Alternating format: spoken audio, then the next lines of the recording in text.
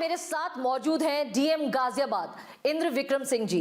Sir नमस्कार, Bharat express में आपका खास स्वागत है। नमस्ते मिताली जी। सर, एक सबसे बड़ी समस्या यहाँ पर आती है कि जब ट्रैफिक जैम होता है, स्मार्ट सिटी बन रही है, डेवलपमेंट हो रही है, तमाम चीज़ें हैं, लेकिन सिटी गाजियाबाद की अगर मैं बात करूँ तो वहाँ पर बहुत ज़्यादा ट्रैफिक डिपार्टमेंट जो है लगा रहता है, लोग चीखते चिल्लाते हैं और मतलब बड़ी एक क्योस की स्थिति आ जाती है। अगर ट्रैफिक वालों से बात करें तो वो ये कहते हैं ट्रैफिक मैनेजमेंट तो सुचारू रूप से चल जाए, लेकिन सिविल डिपार्टमेंट की खुदाई रहती है। तो ट्रैफिक जैम की स्थिति को किस तरीके से दूर किया जाए और पूरा लॉ एंड ऑर्डर भी मेंटेन किया जाए?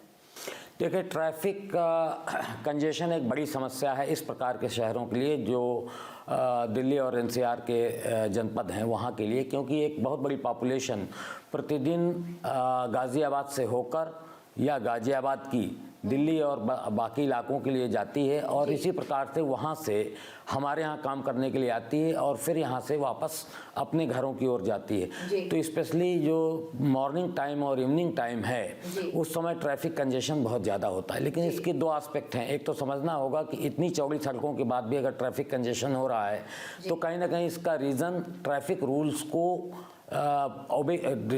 सही तरीके से पालन न करने के कारण भी हो रहा है। अगर हम कतार पे चलें तो आप पाएंगे कि सड़कों की चौड़ाई इतनी ज़्यादा है कि बड़े आराम से ट्रैफिक निकाला जा सकता है, लेकिन जो हमारे ट्रैफिक रूल्स हैं उन्हीं को हम फॉलो नहीं करते।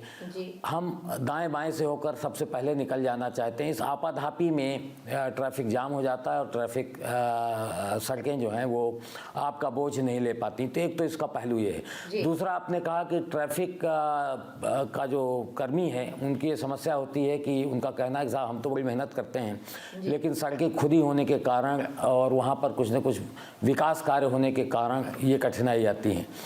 देखिए, किसी भी शहर को विकसित करने में और निरंतर उसकी अपेक्षाओं को पूरा करने में कुछ ना कुछ एक्टिविटीज़ तो चलती रहती हैं।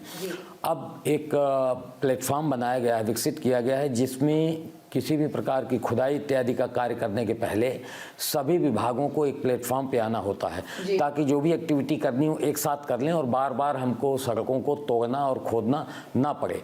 तो आने वाले समय में इस प्रकार से हम इन चैलेंजेस को निपट पाएंगे। गाज़ियाबाद स्मार्ट सिटी के सबसे लास्ट दौर में चयनित हुआ था, इसलिए यहाँ एक्टिविटीज़ थोड़ा देर से प्रारंभ हुई हैं और थोड़ा देर तक जाएंगी। ये स्टेट स्मार्ट सिटी के अंतर्गत आया हुआ शहर है, तो यहाँ बहुत सारी एक्टिविटीज़ चल रही हैं। अभी मुख्यमंत्री जी की ओर से भी यहाँ के लिए सड़कों के निर्माण के लिए बहुत सारा पैसा दिया गया है, तो उसके तहत भी इंटरनल रोड्स का निर्माण चल रहा है। लेकिन ये निरंतर चलता रहेगा। हमको ट्रैफिक के बारे में एक बात समझनी होगी कि जितना ज़्यादा से ज़्यादा हो सके हमें पब्लिक ट्रांसपोर्ट के सिस्टम्स को इस्तेमाल करना होगा। जो इंडिविजुअल व्हीकल लेकर चलने की कहानी है, इसको कहीं ना कहीं ब्रेक देना पड़ेगा। और घरों में जब हम बाहर वर्क प्लेस के लिए निकलते हैं तो हमें कोशिश करनी चाहिए कि अगर कई लोग मिलकर एक साथ एक डेस्टिनेशन में जा सकते हैं तो न केवल ईंधन की बचत होगी बल्कि ट्रैफिक कंजेशन से और समय से भी उनकी मुक्ति होगी। तो ये नए नए प्रयोग धीरे धीरे सोसाइटी के लोगों को भी अडॉप्ट करना होगा। तीसरी बात और सबसे ज़रूरी बात, मैं यूरोप के बहुत सारे शहरों में गया हूँ, इवन लंदन और बड़े बड़े शहरों में हमने देखा है किसी भी शहर की जो ट्रेडिशनल शहर हैं उनके सड़कों की चौड़ाई हमारे शहरों की सड़कों की चौड़ाई से ज़्यादा कदापि नहीं है। कदापि को आप अंडरलाइन कर लें, बिल्कुल नहीं है। फिर भी वहाँ ट्रैफिक स्मूथ है, फिर भी वहाँ हॉकिंग नहीं होती, इसलिए क्योंकि वहाँ जो सिविल सोसाइटी के लोग हैं वो कितनी भी जल्दबाजी में हो ट्रैफिक रूल्स को फॉलो करते हैं।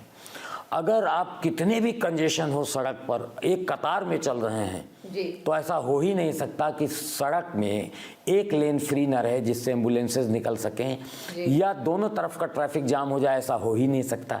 एक तरफ ट्रैफिक अगर रुका भी होगा तो दूसरी तरफ का ट्रैफिक पास हो रहा होगा और धीरे धीरे ट्रैफिक स्मूथ हो जाएगा।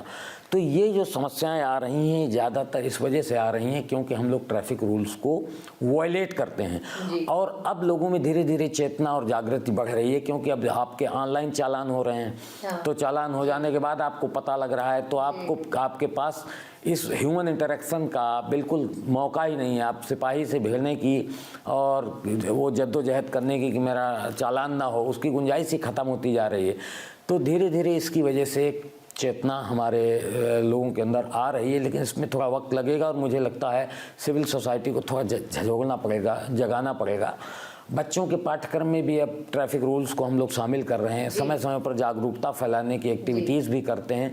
लेकिन आप स्वयं देखिए कि हमें आत्मावलोकन तो करना चाहिए। आप सड़क में चलती हो, हमारे दर्शक भी चलते हैं, वो भी जरा एक बार देख लें कि क्या उनके बगल में चलने वाली गाड़ी सही तरीके से चल रही है, क्या आप हेलमेट वास्तव में इस्तेमाल कर रहे हैं, क्या आपने सीट बेल्ट वास्तव में बांध रखी है, क्या आपने स्पीड लिमिटेशंस को फॉलो किया है, क्या आपने रेड लाइट पे आप रुके हैं, क्या आपने स्लिप रोड को खाली छोड़ा है ताकि आपके बाईं तरफ का ट्रैफिक आसानी से निकल सके। नहीं, बिग नो, आपने ऐसा नहीं किया है, फिर आप कैसे शिकायत कर सकते हैं? जिसके कर्ता धर्ता आप खुद ही हो, उसके लिए आपको शिकायत भी नहीं करना चाहिए। तो जहां आपको डिफेंसिव होना चाहिए वहां आप ऑफेंसिव होने की कोशिश कर रहे हैं। तो मैं साफ साफ और बहुत साफ गोई से बात कहना चाहता हूं कि इसकी जिम्मेदारी ज़्यादा आपकी और कम हमारी है। हमारा काम है आपको स्मूथ रोड देना, हमारा काम है आपको ट्रैफिक सिग्नलिंग प्रणाली देना, लेकिन आपका काम है उस स्मूथ रोड का बेहतर इस्तेमाल करना और ट्रैफिक रूल्स को वायलेट ना करना। आपके जीवन के लिए भी अच्छा है और शहर के स्वास्थ्य के लिए भी अच्छा है। तो आपसे एक गुजारिश है, थोड़ी सी जागरूकता और थोड़ा सा नियम कानून का पालन, तो आप भी अपने घर पर टाइम से पहुंच सकते हैं और ट्रैफिक मैनेजमेंट भी स्मूथ हो सकता है। सर, एक सबसे बड़ी बात यह है, हर किसी का सपना रहता है घर, और घर जितना खूबसूरत होता है हर किसी को आनंद आता है। तो आपके गाजियाबाद जो है वो सेंटर ऑफ अट्रैक्शन है। पूरे गाजियाबाद का सौंदर्यकरण आप किस तरीके से करते हैं, क्योंकि ये बहुत बड़ा चैलेंज है, और वहीं क्या क्या अभियान आप इस चीज़ को लेके चला रहे हैं, क्योंकि पूरा सैनिटेशन प्रॉब्लम हो गई, रोड पे सफाइयों की जो तमाम चीज़ें हैं, सौंदर्यकरण है, मुख्यमंत्री का खास सा इंटरेस्ट रहता है गाजियाबाद, वो कई बार आते हैं, और गाजियाबाद जिस तरीके से डेवलप कर रहा है, तो दिल्ली एनसीआर के ऑल ओवर इंडिया की, नॉर्थ इंडिया की अगर मैं बात करूं तो सबका एक अट्रैक्शन बनता जा रहा है। यहाँ पर लोगों का जो है इन्वेस्टमेंट की तरफ रुझान होता जा रहा है। देखिए, गाजियाबाद में जो सिटी सैनिटेशन है वो एक बड़ा चैलेंज है, और मुझे याद है कि पिछले 5-7 साल पहले ये बहुत बुरी स्थिति में था। आपको थोड़ा तुलनात्मक रूप से भी देखना होगा। एक्सपेक्टेशन लेवल हाई है, अच्छी बात है, लेकिन कहाँ से चलकर आप कहाँ तक आए हैं। ये शहर सबसे गंदे शहरों में शुमार था, और आज ये शहर अपेक्षाकृत सबसे साफ सुथरे शहरों में शुमार है। भारत एक्सप्रेस की पूरी टीम की तरफ से सबसे पहले आपको बधाई। बहुत धन्यवाद। लेकिन मैं ये कह रहा हूँ कि अभी भी हमारे लिए एक बहुत लंबी दूरी तय करनी है। शहर में जो हमारे नए विकसित एरिया हैं वो उनकी बहुत सारी प्रॉब्लम्स हमने ओवरकम की है। जैसे इंदिरापुरम और जो ट्रांसहिंडन का इलाका था, उसकी बहुत सारी सोसाइटीज़ गाजियाबाद डेवलपमेंट अथॉरिटी के द्वारा रन की जा रही थी, और वहाँ पर स्वच्छता इत्यादि के कार्य भी उनके द्वारा ही किए जा रहे थे, क्योंकि वो सारी कॉलोनीज़ अभी हैंडओवर नहीं हुई थी नगर निगम को। अभियान चलाकर माननीय मुख्यमंत्री जी की प्रेरणा से हमने उस सारे इलाके को नगर निगम क्षेत्र के अंतर्गत ले लिया है, ताकि होलिस्टिक तरीके से नगर निगम वहाँ की सफाई और आधारभूत सुविधाओं की ओर ध्यान दे पाए। यहाँ पर एक गार्बेज कलेक्शन के साथ साथ गार्बेज ट्रांसपोर्टेशन और फिर उसके संसाधन का एक जो बड़ा चैलेंज है, उसको 3 तरीके से हमको देखना होगा। पहली बात, गार्बेज कचरा जो हम पैदा करते हैं वो हम पैदा करते हैं, सोसाइटी उसे पैदा करती है। तो कम से कम इतनी जिम्मेदारी हमें निभानी पड़ेगी कि कचरे को कचरे के स्थान पर ही रखें।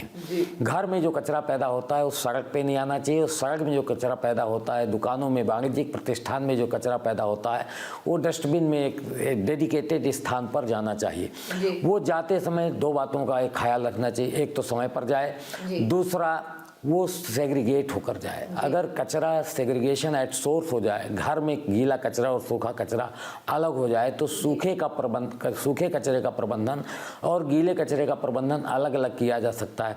तो अभी इस चेतना को और इस जागृति को लाने की आवश्यकता है। आपको अच्छे से मालूम होगा कि लोग इस बात की शिकायत किया करते थे 5 साल पहले कि सरकारें पॉलीथीन को प्रतिबंधित क्यों नहीं कर देती, पॉलीथीन के निर्माण को क्यों नहीं रोक देती। अगर आप निर्माण रोक दोगे तो बाजार में उपलब्ध नहीं होगा तो हम इस्तेमाल नहीं करेंगे। कितना गलत लॉजिक है। आप कहते हो कि साहब आप हमको बाध्य कर दो कि हम गलत काम ना करें। आप स्वप्रेरित होकर गलत काम क्यों नहीं रोक देते हो? और फिर मैं खरी खरी बात आपके चैनल के माध्यम से कहना चाह रहा हूँ। माननीय मुख्यमंत्री जी के द्वारा संपूर्ण उत्तर प्रदेश में पॉलीथीन के उत्पादन, पॉलीथीन के वितरण, पॉलीथीन के ट्रांसपोर्टेशन और पॉलीथीन के उपयोग, उत्पादन, भंडारण, बिक्री और उपयोग, चारों प्रक्रमों को प्रतिबंधित कर दिया गया है। क्या आप सुधर गए? क्या आपने पॉलीथीन का उपयोग करना बंद कर दिया? प्रोविजन है, पहली बार पॉलीथीन का उपयोग करते हुए पाए जाओगे तो आपको इतना जुर्माना देना पड़ेगा, दूसरी बार पाए जाओगे तो इतना जुर्माना देना पड़ेगा। हर चीज़ जुर्माने से ठीक हो जाएगी? आप नहीं जागेंगे, अपने ऊपर कोई जिम्मेदारी नहीं लेंगे। एक छोटा सा संकल्प आप नहीं ले सकते कि पर्यावरण के प्रति आपकी भी कोई जिम्मेदारी है? आप कल्पना करिए कि गाजियाबाद का एरिया कितना कम है, सब कुछ शहरीकरण हो चुका है और रूरल एरिया कितना कम बाकी। इसके बावजूद उत्तर प्रदेश भारतवर्ष का दूसरा प्रदेश है जहाँ सबसे ज़्यादा हरित आच्छादन हुआ है। अभी आंकड़े उसके आए हैं माननीय मुख्यमंत्री जी की प्रेरणा से, जो हर वर्ष वृक्षारोपण हो रहा है, ये उसका कमाल है। गाजियाबाद छोटा सा जनपद, लेकिन यहाँ भी 0.20% वन आच्छादन बढ़ा है, हरितिमा बढ़ी है। इसको जब आप इस क्षेत्रफल में कन्वर्ट करेंगे तो कई स्क्वायर किलोमीटर का एरिया आता है जो हरित क्षेत्र में यहाँ बढ़ोतरी हुई है। निसंदेह काम हुए हैं, लेकिन कुछ तो आपको भी अपनी भागीदारी निभानी है। शहरी और नागरिक होने के नाते आपको भी तो ये जिम्मेदारी निभानी है कि आप पॉलीथीन का उपयोग बंद करें, कचरे को कचरे की जगह पर डालें ताकि उसको उठाने में हमें आसानी हो। कचरा फैलाने वाले हाथ अगर 100 होंगे और कचरा उठाने वाले हाथ अगर 2 होंगे तो कचरा हरदम सड़क पर होगा। कचरा उठाने वाले हाथ भी 2 होने चाहिए और कचरा प्रबंधित करने वाले हाथ भी 2 होने चाहिए। घर की महिला से लेकर बाजार तक जो डेडिकेटेड स्थान है वहाँ पर आप कचरा डालें ताकि हम कचरा उठाकर उसको सही जगह पर संसाधित कर सकें। ये आपका एक योगदान हमारे साथ होना चाहिए। हमने निश्चित तौर पे बहुत सारे कदम आगे बढ़ाए हैं और एक दूरी तय की है, लेकिन अभी भी समर फेस है, अभी काफ़ी दूरी तय करनी है। उसमें आपका सहयोग हमें चाहिए होगा, तब ये और सुंदर गाजियाबाद आपके सामने आने वाले समय में आएगा। और आपके लिए, स्पेशली न्यू जनरेशन के लिए और हमारे आने वाले बच्चों के लिए जो नया डेस्टिनेशन आ रहा है यहाँ पर रोजगार के साधनों के कारण, रोजगार के लिए और रहने के लिए, बसाहट के लिए, उसमें आपकी पीढ़ी का ये योगदान हमें हमारे जनपद को चाहिए। आपके रजीम में आप लोगों ने काफ़ी काम भी किया है इस चीज़ पे, लेकिन सर जब हम वो सफ़र तय करते हैं और वो जो कूड़े का ढेर है वो अपने आप में जो है एनवायरनमेंट में पोल्यूशन डालता है, और चाहे जनता दिल्ली से आए, नोएडा से आए या गाजियाबाद की जनता हो, हालत ख़राब हो जाती है वो एरिया क्रॉस करने में। उस कूड़े के ढेर का क्या किया जा रहा है? देखिए, आप जिस कूड़े की ढेर की ओर इशारा कर रहे हैं, मैं बता दूं बहुत साफ गोई से, वो गाजियाबाद में नहीं है, वो दिल्ली का पार्ट है, गाजीपुर। तो दिल्ली का पार्ट तो दिल्ली वाले जाने, और उनसे आपको पूछना पड़ेगा, दिल्ली में सरकारें दूसरी हैं, उसका भी वो कुछ प्रबंध कर रहे होंगे। स्टेट कोऑर्डिनेशन नहीं देखने को नहीं, देखिए वो हमारा एरिया नहीं, एरिया ऑफ जुरिस्डिक्शन ना तो उत्तर प्रदेश का है कि हमारी सरकार वहाँ जाकर कुछ काम कर सके। वो दिल्ली का इलाका है, तो दिल्ली वाले ही उसका कोई प्रबंध कर पाएंगे, ये आक्षेप और उसकी बात नहीं है। Scientific disposal of garbage is a big challenge, और इसके लिए 2 ही प्रणाली हैं। आप रिड्यूस करें कचरे को, और रिड्यूस तब कर पाएंगे जब आप रीयूजेबल कचरे को अलग करें, और रीयूजेबल कचरा अलग ही तब हो पाएगा जब घर से सेग्रीगेशन एट सोर्स हो सके। आपको पता होना चाहिए कि जितना कचरा पैदा होता है उसका 50% से ज़्यादा कचरा साधन है, संसाधन है। उत्तर प्रदेश सरकार ने न केवल शहरी क्षेत्र में नगर निगमों और नगर पालिकाओं के लिए कूड़ा प्रबंधन की दिशा में उत्कृष्ट कार्य किया, बल्कि रूरल एरिया में स्वच्छ भारत मिशन ग्रामीण के तहत कचरा से कंचन केंद्र बनाए गए हैं। कचरा सेग्रीगेट करने के लिए गांव में भी सेंटर बनाए गए हैं, जहां पर हम रीयूजेबल मटेरियल को, रिसाइकलेबल मटेरियल को अलग करते हैं, उसकी बिक्री करते हैं, उससे ग्राम सभा की आय बढ़ाते हैं। और वहाँ भी घर घर कचरा इकट्ठा करने के संसाधन बनाए गए हैं। जो हम शहर में प्रणाली लागू कर रहे हैं उसको गांव में भी ले जा रहे हैं, और गांव में भी ऐसा किया जा रहा है। हमारी हर ग्राम पंचायत में कचरा कलेक्शन सेंटर है, जहाँ पर सेग्रीगेशन किया जाता है। जो गीला कचरा है उससे खाद बनाई जाती है, जो सूखा कचरा है उसमें से जो कचरा रीयूज़ किया जा सकता है, लकड़ी है, या आपका लोहा है या कोई धातु है उसको हम रिसाइकिल करते हैं। प्लास्टिक है तो उसको भी हम अलग करके सेग्रीगेट करके फिर उसको रिसाइकिल करने योग्य है तो रिसाइकिल करते हैं, और अगर नहीं है तो उसकी श्रेडिंग करके उसको सड़कों इत्यादि में इस्तेमाल का प्रबंध करते हैं। तो ये कार्रवाई यहाँ पर चल रही है। लेकिन अब दिल्ली की बात तो दिल्ली वाले जाने, और कोऑर्डिनेशन जैसे लॉ एंड ऑर्डर में देखने को मिलता है, तो उसी तरीके से मैं पूछना और नए चैलेंजेस हरदम शहरों के सामने रहते हैं। जैसे हमारे शहर के बढ़ते हुए शहर के लिए जो हमारे और ज़्यादा हमें कूड़ा रखने के स्थान चाहिए, तो उसको लेकर हम लोग हापुड़ तक में हम लोगों ने लैंड एक्वायर की है और वहाँ पर हम नया वेस्ट टू एनर्जी का प्लांट लगाने जा रहे हैं। वेस्ट टू एनर्जी प्लांट एक बड़ा बिग इशू है जिसको लगने में थोड़ा वक्त लगता है, थोड़ा इन्वेस्टमेंट होता है। तो वो पीपीपी मोड पे नगर निगम ने एक वेस्ट टू एनर्जी के प्लांट के लिए अनुबंध किया है और निकट भविष्य में वो भी आपको दिखेगा। तो वो भी एक बहुत बड़ा आने वाले समय के इस चैलेंज को निपटने के लिए एक अच्छा कदम हो। सर, ये तो घरों के कचरे की और जो जिला गाजियाबाद का कचरा था उसको कैसे सफाई करना है उसके बारे में हमने बात करी, लेकिन एक बहुत भयंकर और खौफनाक जो कचरा है वो सोसाइटी में घूमता फिरता रहता है। मैं बात कर रही हूँ भू माफियाओं की, मैं बात कर रही हूँ यहाँ की माफियागिरी की। यहाँ पर जो है कई गैंगस्टर्स है, गाजियाबाद की ज़मीनें कई गैंगस्टर्स दिए। देखिए, आप जो बात कह रही हैं उसकी ओर मैं बहुत साफ वही से कह दूं कि आपके पास केवल वो आंकड़े हैं जो हवा में तैरते रहते हैं, जो कहीं अखबारों में और अन्य माध्यमों से आपको मिल जाते हैं। यहाँ भूमाफियाओं के खिलाफ की गई कार्रवाई को अगर आप जान लें, मैं आपको 4 उदाहरण देता हूँ, केवल 4 उदाहरण।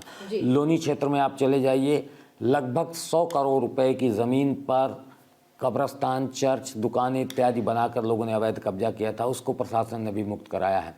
एक डासना में तालाब की ज़मीन पर कब्जा कर लिया था, उसको 1000 करोड़ की लैंड थी, उसको कब्जा मुक्त कराया गया है।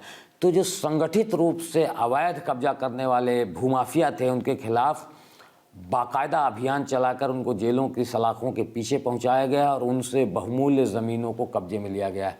अब बहुत सारे छुटभैया भूमाफिया हैं जो अपनी ही ज़मीन को कई बार बेच देते हैं। पता लगा उनके पास 1 बीघा ज़मीन है और उन्होंने 1 बीघा करके 10 बार बेच दिया और 10 लोग उससे चीट हो गए।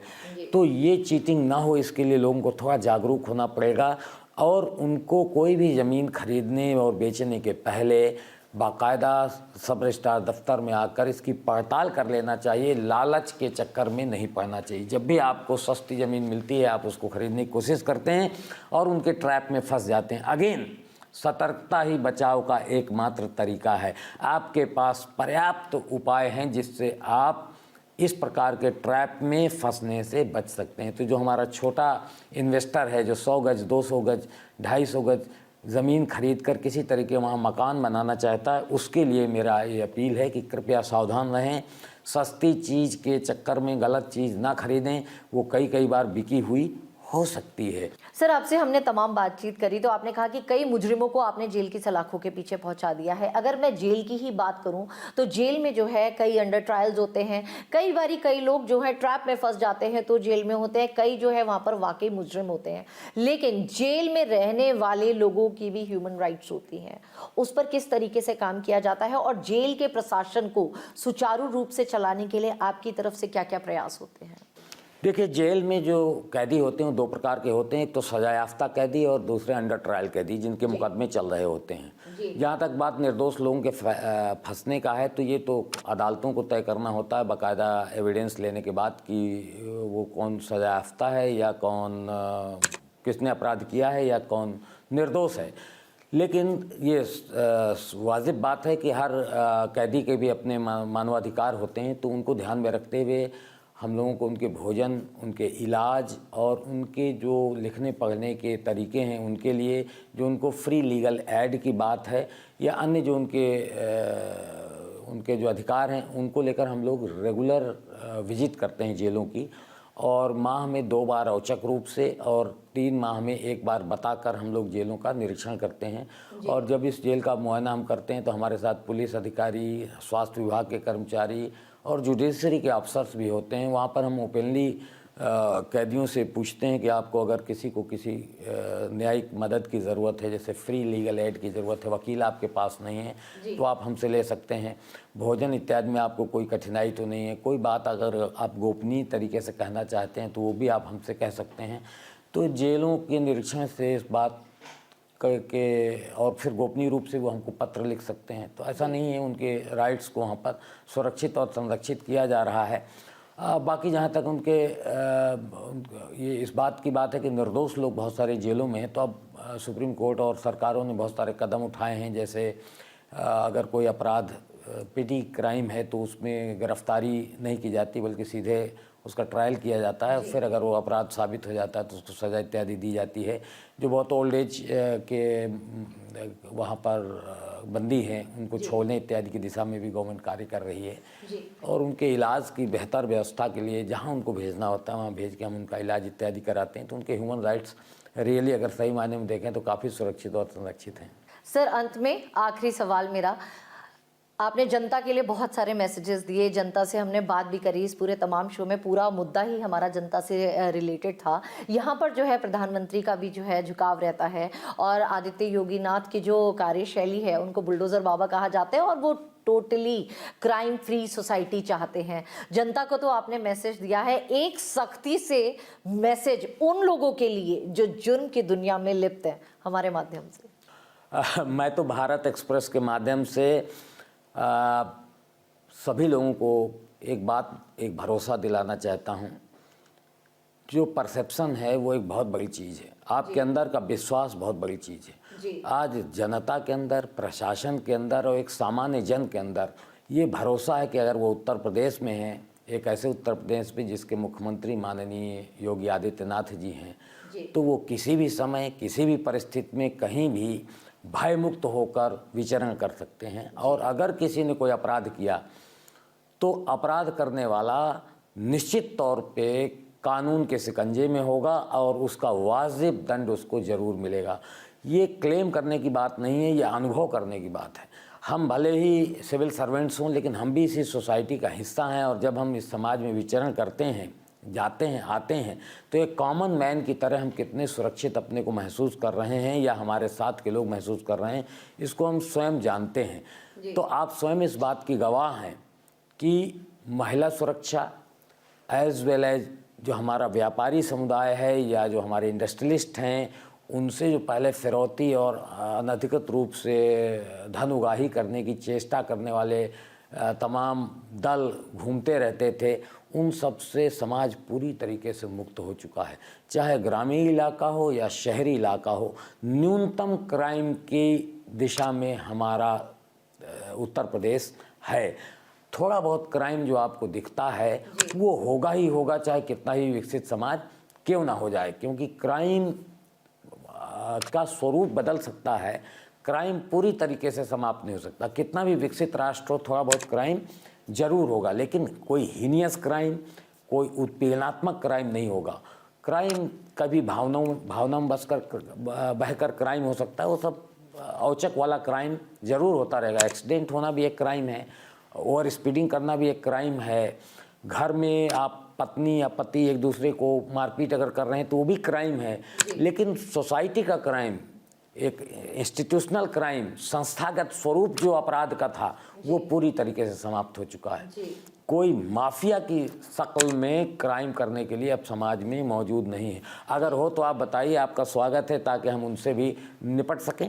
लेकिन हम सतर्क हैं, सचेत हैं, जागरूक हैं। इस प्रकार का कोई क्राइम नहीं है, ना आने वाले समय में अब पनप पाएगा, क्योंकि उनकी रीढ़ पूरी तरीके से टूट चुकी है। अब सॉफ्ट क्राइम की ओर आगे बढ़ने की ज़रूरत है। जो आर्थिक अपराध, जो डिजिटल क्राइम हो रहे हैं, उनकी ओर बढ़ने की ज़रूरत है। या जो घरों में क्राइम हो रहे हैं, महिला के प्रति जो उत्पीड़न हो रहा है घरों में, परिवारीजनों के द्वारा, रिश्ते, निकट के रिश्तों के द्वारा, या वर्क प्लेस में जो थोड़ा बहुत कठिनाई आ रही हैं, उनसे निपटने का अब दौर है। अब सेकेंड लेवल के क्राइम से निपटने की तो यहाँ पर ये कहा जा सकता है कि पूरा क्राइम जो है वो कंट्रोल हो सकता है, बशर्ते जनता भी जागरूक हो। एक बार मेरे साथ तमाम शासन और प्रशासन के अधिकारियों को हम बोलेंगे, जय हिंद, जय भारत।